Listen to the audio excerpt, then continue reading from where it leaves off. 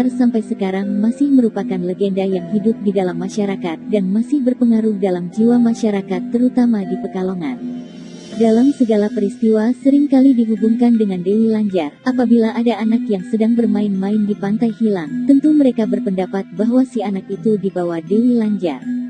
Dan bila mana dapat diketemukan kembali, tentulah si anak menyatakan dirinya tersesat di suatu daerah atau suatu keraton yang penghuni-penghuninya juga seperti kita-kita ini. Mereka mempunyai kegiatan membatik, berdagang, menukang, nelayan dan lain-lain, yang tidak ubahnya seperti di dalam kota saja. Daerah tersebut dikuasai oleh seorang putri yang cantik ialah Dewi Lanjar. Diceritakan pada zaman dahulu, di suatu tempat kota Pekalongan, hiduplah seorang putri yang sangat cantik jelita, sampai sekarang masih menjadi pembicaraan penduduk tempat yang terkenal dengan nama Dewi Rara Kuning. Adapun tempat tinggalnya tiada dapat diketahui secara pasti. Dalam menempuh gelombang hidupnya, Dewi Rara Kuning mengalami penderitaan yang sangat berat, sebab dalam usia yang sangat muda, ia sudah menjadi janda.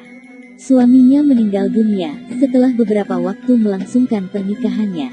Maka dari itulah Dewi Rara Kuning kemudian terkenal dengan sebutan Dewi Lanjar. Lanjar sebutan bagi seorang perempuan yang bercerai dari suaminya dalam usia yang masih muda dan belum mempunyai anak. Sejak ditinggal suaminya itu, Dewi Lanjar hidupnya sangat merana dan selalu memikirkan suaminya. Hal yang demikian itu berjalan beberapa waktu lamanya, tetapi lama-kelamaan Dewi Lanjar sempat berpikir kembali bahwa kalau dibiarkan demikian terus akan tidak baik akibatnya. Maka dari itulah ia kemudian memutuskan untuk pergi meninggalkan kampung halamannya, merantau sambil menangis hatinya yang sedang dirundung malang. Tersebutlah perjalanan Dewi Lanjar sampai di sebuah sungai, yaitu Sungai Opak. Di tempat ini kemudian bertemu dengan Raja Mataram bersama Mahapati Singaranu yang sedang bertapa ngapung di atas air sungai itu. Dalam pertemuan itu, Dewi Lanjar mengutarakan isi hatinya, serta pula mengatakan tidak bersedia untuk menikah lagi.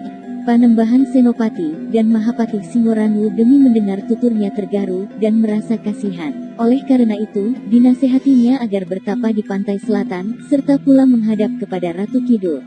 Setelah beberapa saat lamanya, mereka berpisahan serta melanjutkan perjalanan masing-masing. Panembahan dan Senopati beserta patihnya melanjutkan bertapa menyusuri Sungai Opak, sedangkan Dewi Lanjar pergi ke arah pantai selatan. Dikisahkan bahwa Dewi Lanjar sesampainya di pantai selatan mencari tempat yang baik untuk bertapa. Karena ketekunan dan keyakinan akan nasihat dari Raja Mataram itu, akhirnya Dewi Lanjar dapat moksa dan dapat bertemu dengan Ratu Kidul. Dalam pertemuan itu, Dewi Lanjar memohon untuk dapat menjadi anak buahnya, dan Ratu Kidul tiada keberatan. Pada suatu hari Dewi Lanjar, bersama jin-jin diperintahkan untuk mengganggu, dan mencegah Raden Bahu yang sedang membuka hutan Gambiren. Kini letaknya di sekitar jembatan Anim Pekalongan tempat Raden Bahu membuat api.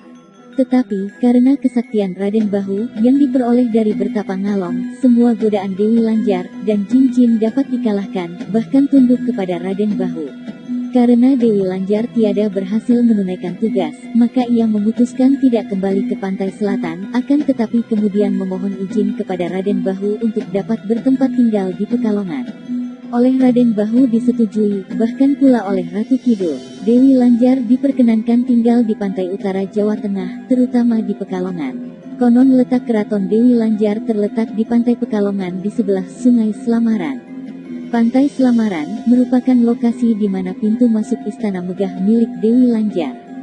Bagi orang yang memiliki kemampuan indera keenam, akan dapat melihat adanya karpet merah gaib yang menghubungkan langsung ke pintu sebuah istana megah bertaburkan emas, intan, dan permata yang berkelap-kelip.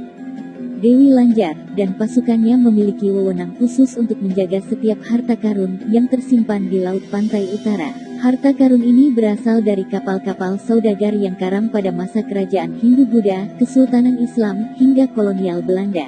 Dewi Lanjar menjaga harta karun ini agar digunakan untuk kepentingan bangsa dan negara, bukan untuk memperkaya pribadi. Dewi Lanjar memiliki 5 abdi kinasi, salah satunya bertugas sebagai penggoda iman manusia. Sosok abdi kinasi ini menyerupai Nyi Blorong di pantai selatan, dengan wujud setengah manusia dan setengah naga. Sosok ini akan selalu menjerumuskan orang-orang yang memiliki pemikiran sesat dan mencari jalan pintas untuk meraih kekayaan dengan menumbalkan seseorang yang sangat dicintainya. Itulah sejarah singkat kali ini tentang Ratu Penguasa Pantai Utara. Apa pendapat kalian tentang Dewi Lanjar? Silahkan tinggalkan komentar kalian di bawah.